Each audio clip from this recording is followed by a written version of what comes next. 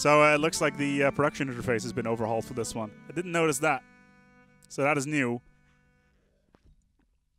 Meanwhile, the Hansa are all over the place here, trying to do... the real question is, what is going to happen here? The Russians have bowed out of the war. They'll have to fall back. Where are the Mughals? The Mughals have bowed out as well. Everybody's retreating. And right now it's just the French and Spain and Savoy versus the HRE. And this gives a very, very much needed respite for the HRE right now. They burned through quite a lot of troops that war. And they are still pretty massive. Sadly enough for them, they'll probably be back. I would not be surprised if they're back.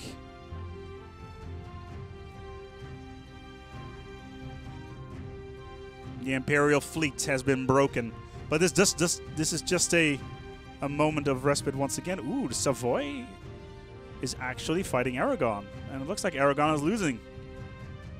Never mind, Savoy lost. Savoy is completely occupied by the Austrians right now.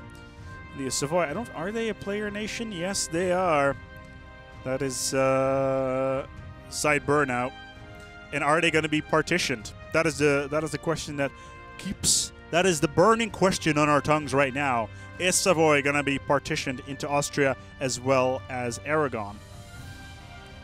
Meanwhile, yeah, the war is really burning out a little bit. So this time means that we have time to actually go over over everybody in the game, because we actually did not manage to do so. As pretty much Austria decided, yo, Savoy, I'll have some of that. So what I'm going to do, Savoy, I'm going to put a couple of trucks near your military bases with unmarked troops, okay? And then I'm going to claim that you're ours now. Is that cool? Well, apparently it was, because, yeah. Let's put it this way. Austria invaded Savoy, one thing led to another, and now Paris is under attack. That is pretty much what happened in a nutshell. So, let's take a look at the world. Let's take a look here at what is going on. Who are our players? Well, let's start here with Side Burnout, the unlucky Savoy, who is pretty much at war with all of this. He's got a couple of allies. He's got Spain and France on his side, but they're not going to have nearly enough troops to do anything. Mainly because most of the HRE decided to go on an extended camping trip in France. It's kind of what Germans do. At least Germanics in general. They do like to go in towards the French. Like a little bit of the Riviera. Maybe a little bit of the, I don't know, the Provence. A little bit of this, a little bit of that. Normandy, Brittany. Hang out a little bit. Normally they don't bring guns, though, as they did this time around. However, yeah, that is Savoy, pretty much, in a nutshell. There is Jonas coming out here as Russia. They have fallen back. He's got a significant amount of troops still. He's got 153,000 manpower still remaining. He is still a Eastern technology group, which is not going to be too helpful. Mainly somewhere up to the 1700s, I believe, when they have like a little burst of westernization within themselves. Could be. Let's see here. Who else do we have? We got Greatgolf, who comes out here as Sweden. He's one of the big chunks of Poland. He was in the last session. He pretty much lost a massive war together with Denmark versus the HRE, and they got pretty much crushed as soon as the HRE troops managed to once again cross in the Störebelt, or even the Öresund, into Skåne, and managed to get crushed there, which was a real shame for them. However, it's pretty much an indecisive war here for the guys on the Eastern Front. The West, however, not looking too good, because the Austrians have decided to go and, yeah, occupying Languedoc.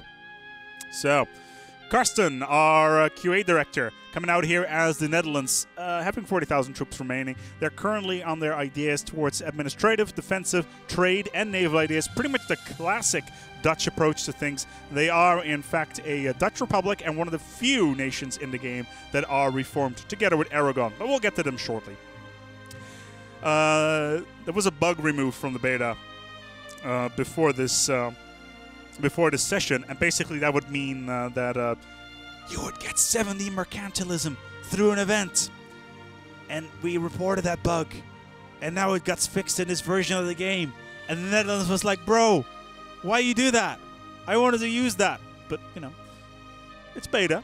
We need to fix these things. Laxavan coming out here as the Hansa. Very, very strong here once again. And if we take a look here at the trade map mode, we see that they will get around, you know, about, 80 ducats to this trade node. 80 ducats. That is, my apologies. That's 42 ducats that are coming in here to this trade node, and 81 of that is taken in. Basically, we actually had a discussion with them last time, saying why all of this money is being poured in towards Lubeck. Mainly, a lot of it is actually coming in from the White Sea or Novgorod, and basically, this right here funds most of the campaigns of the HRE. So all the money that comes in here gets subsidized into these nations. It's kind of like the European Union, but except for all the money going into agriculture, it goes into the military, into the war economy, so to speak. It's very topical as well, but sadly enough, regarding the topicalness of that continent doesn't exist. So, you know, the military economy is not really a case there. Heracad coming out here is Venice, the heart and might of the Mediterranean, as they have about 106 frigates on standby here that they can use to, well, in all honesty, get a lot of trade power here. Their main enemy, of course, are going to be the Mamelukes. As, oh my god, France, that looks so painful, I don't even want to talk about it. Then we got Green Gratis. Doomdark was actually playing here as Brandenburg before. Sadly enough, he's at an event, so Green Gratis had to take over. And I believe that Doomdark is away for a little while as well. So Green Gratis will take over for him in the near future. Sometimes Dev have to go on vacations as well. Brandenburg, looking very strong though, having taken over a large chunk of Denmark here. Or at least Danish Brandenburg. Or Brandenburg in, you know, Nordjylland or something along those lines. Rufo coming out as Japan. He's playing single player. Oh yeah, single player on the other side of the map, all by himself, all in his lonesome. Is Crimea actually in the game? The Crimea River? No. Japan, well, like I said, he's playing together with Ming, trying to do as much as he can. Is he westernizing? I believe he is. He's a Western Ming. So, yeah, Japan, my apologies, Japan is actually Western. As is Ming, I believe, is also a Western nation now. Yes, they're all Westernization for everybody. Johan, our studio director, one of those nations that is, I believe, also Western. Well, there you go.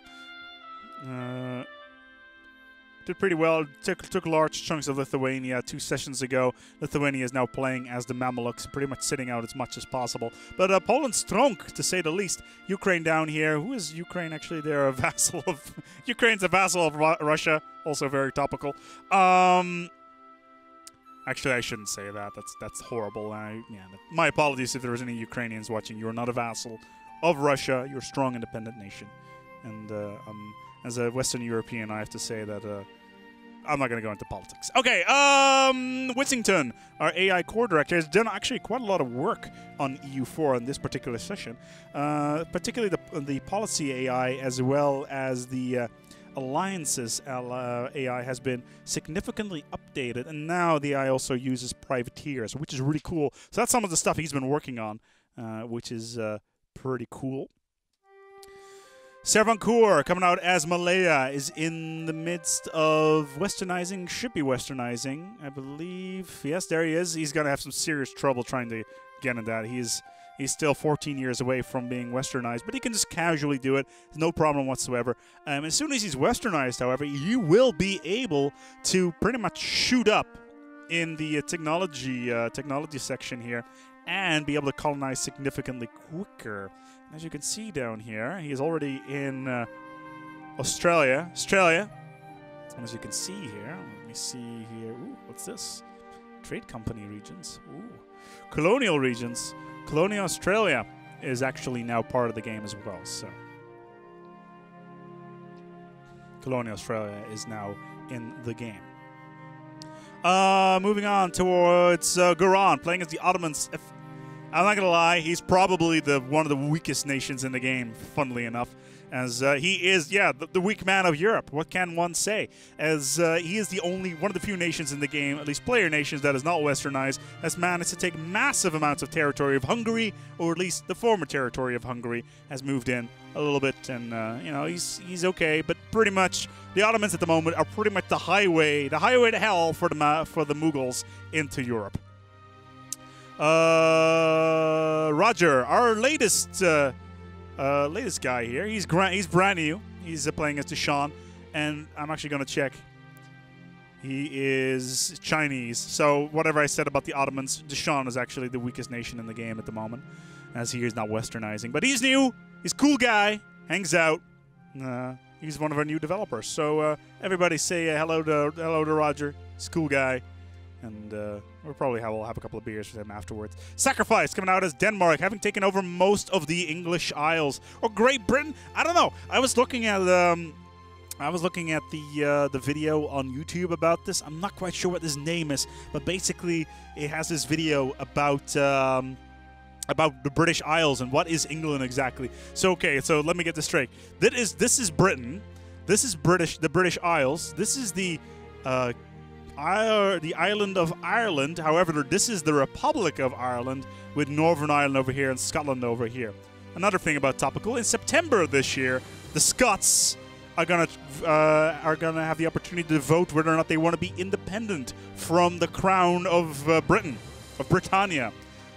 Yes, that's right. We have actually Quebec-style independence stuff going on here in Scotland. However, one of the Scottish ministers, because they do have their own government, said that, well, if we do get our own nation, then we need to have a monetary union with Britain. And Britain is like, well, if you guys are going to leave, you may as well take your own coin. So at least that's the opinion of all my UK friends that are out there. Again, topical stuff. Scotland has managed to do some colonization. They managed to create New Scotland and Nova Scotia up here, which is pretty cool. Let's go to, where was I? Witch King. Witch King is one of our CK2 guys. Does most of the scripting for CK2, and he told me that he was going to name a colony in my honor. So where is it? Where is it, Spain? Where is my colony? Where is San Mateo? Where is it? Well, it's not appeared just yet, so we're just waiting for that colony colonial nation to appear. But San Mateo, I've been told it's going to be the case. Oh my God, France! Oh no, what are you doing? Oh, let me guess. Holland has gone on board with a war against. Yes.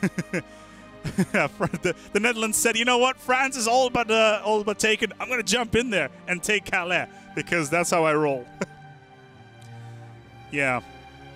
This could be very dangerous for the Netherlands, actually. How is the French manpower pool? I think I can't actually switch to France at the moment. Let's take a look here. France. They got 74,000 troops. Massive war exhaustion. Oh no. Oh no, France. What are you doing? Plus 13. It's got a bit of stab there, but that looks so painful.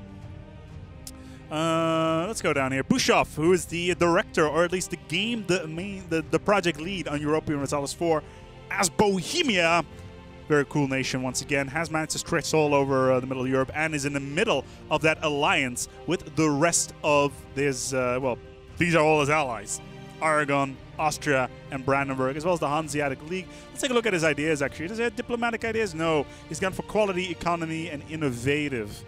Quickly to check whether or not he's got any... What is he doing here regarding... Okay, so he has diplomatic reputation of +4. Yeah, and I was about to say, he's overstretching his diplomatic relationship a little bit, which means he gets -2 diplo relations here, which is going to be pretty painful. Some people in the chat are saying, Revolutionary France is coming! Well, no, sadly not, because the Revolutionary France idea, or at least the event, only triggers between 1750 and 1800, if I am correct. I'm not entirely sure. I haven't seen the script for a while. We did see Revolutionary France last game. However, I believe it has now been overhauled because before all you had to do is take out 10 loans and you return a revolutionary France. It was that simple.